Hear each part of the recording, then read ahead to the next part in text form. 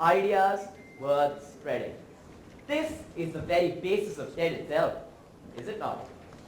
We all watch fascinated as great thinkers and great speakers alike from around the world come together to present their ideas to us on this amazing platform. All of them have a unique idea that presents a brand new light to the subject matter at hand and leaves us wondering, man, where did that idea come from?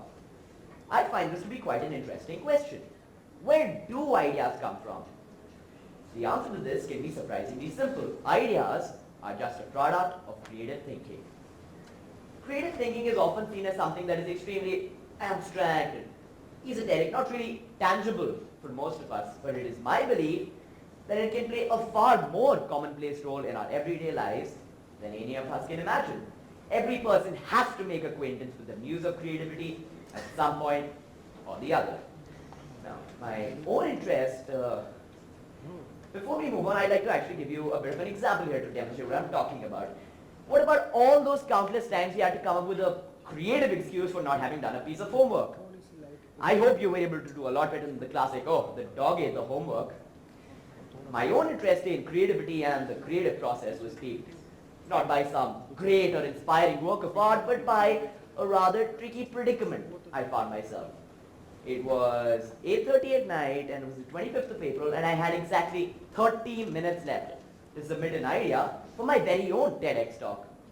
I, being me, had frittered away all 25 days I'd had to prepare for this and now I was left with just half an hour. I was, in a word, quite literally dumbstruck. Whatever was I going to do? But I like to think of myself as being more resilient than the average lot, and so I discarded the dumbstruckness and I came up with a brilliant plan of action that went kind of like this. I was quite confounded. The more desperately I tried to conjure up an idea, the more hopeless the whole situation seemed to me. And it was here that the importance of creativity and creative thinking really came to the fore for me. And I got myself thinking, man, isn't there some kind of magical key I can use that will just unlock a door to all these amazing new ideas for me? Well, it's not amazing, they're just average ideas. Or any ideas at all. I would have taken anything at that point. And it occurred to me that I had no idea how to come up with an original idea.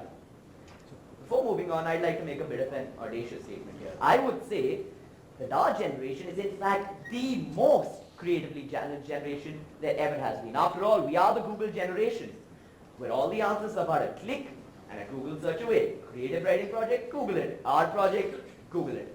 Excuses for not having done either of those, Google it. You can see what I'm going with. The point is that while we can, of course, use our familial and educational support systems to learn a wide variety of things, there is in fact very little, if any emphasis at all, on creativity. Perhaps this has something to do with the way that we see creativity. As I said before, it's seen as something that is abstract and esoteric and only available for a gifted few individuals. Is this true? Well, who could be more qualified to speak on this topic than Thomas Edison, right? The guy literally had hundreds of patents to his name, and this is what he had to say in a quote I'm sure many of us will have heard before. 99% perspiration. I don't know about you, but it seems to suggest to me that, in fact, creativity is rather like a skill. It's something that can be honed and refined by anybody who's willing to put in the effort. Is there, in fact, a method to the madness? Well, luckily for all of us present here today, there in fact is. There are very specific tools we can use in order to get a creative leg up. These tools collectively form something I like to call the Ideas Toolbox. And the great thing about this toolbox is that it's not something that's external and unwieldy to lug around all the time. No, it's something that exists within an unused corner of our brains. This toolbox is quite a neat toolbox. It consists of two sections, right? The vision section and the action section. So let's start with the vision section. The vision section of our toolbox consists of two tools. We have the microscope and we have the telescope. You see, so the microscope is what signifies sharp and narrow focus, because this is the very first thing that we need when we approach a problem. You need to narrow it down to the point that nothing remains but the very essence of the problem in question, kind of like with Arjun and the proverbial eye of the fish. So the next time you're confronted with a problem, just try to focus on it. But this can be more difficult than it sounds at first, simply because, you see, we live in a world that is full of all these extremely engaging distractions that incessantly vie for our attention. I don't want to sound like one of your annoying well-wishers, but maybe it's best sometimes to just switch off your phone, step away from the computer and give yourself some nice and quiet time to really think about a problem. While a sharp and narrow focus does, of course, have its merits, what it can cause you to do is miss the woods for the trees. Sometimes what is required is to take a step back and view the bigger picture, kind of like a telescope. Let me give you a little taste of what this means. I'm sure all of us will have heard the phrase out-of-the-box thinking, right? It is used far too often by corporate bosses who are pushing solutions where none are evident. This phrase originates from a puzzle, and the puzzle looks like this. The puzzle challenges us to connect all 9 dots in 4 straight lines without lifting the pen from the paper. For those of you who haven't seen this puzzle before, I'm going to save you the trouble of trying to figure it out. You see, most people who try to come up with a solution within the invisible box defined by these 9 dots. In fact, the answer is just not there. The correct way to solve this problem is this. So you see, when you take a step back and think out of the box, you can literally connect the dots. This kind of creativity is often associated with extremely diffused and relaxed thinking and seems to work at a very deep and subliminal level of our subconsciousness. It's associated with bolt of lightning moments when you have a sudden flash of inspiration. So the next step in our creative process is to just take a chill pill and relax. And Archimedes-esque eureka moment might just be headed your way. All this talk of relaxing seems a little too easy, doesn't it? Yes, as you would expect, there is indeed a caveat. You see, the chill pill does not work on its own. It has to be preceded by a large swig of sharp and narrow focus. So remember, always use in conjunction the telescope and the microscope. Now, the thing about thinking about doing something is that it's only going to get you so far towards actually doing it, right? And thus, we have the action section.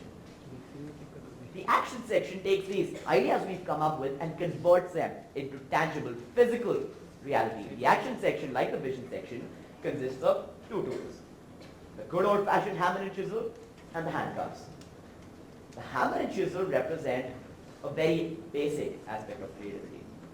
That is, to slog and slog and slog and grind and keep going at a problem non-stop, because sometimes this is the only way we can come up with a solution to something.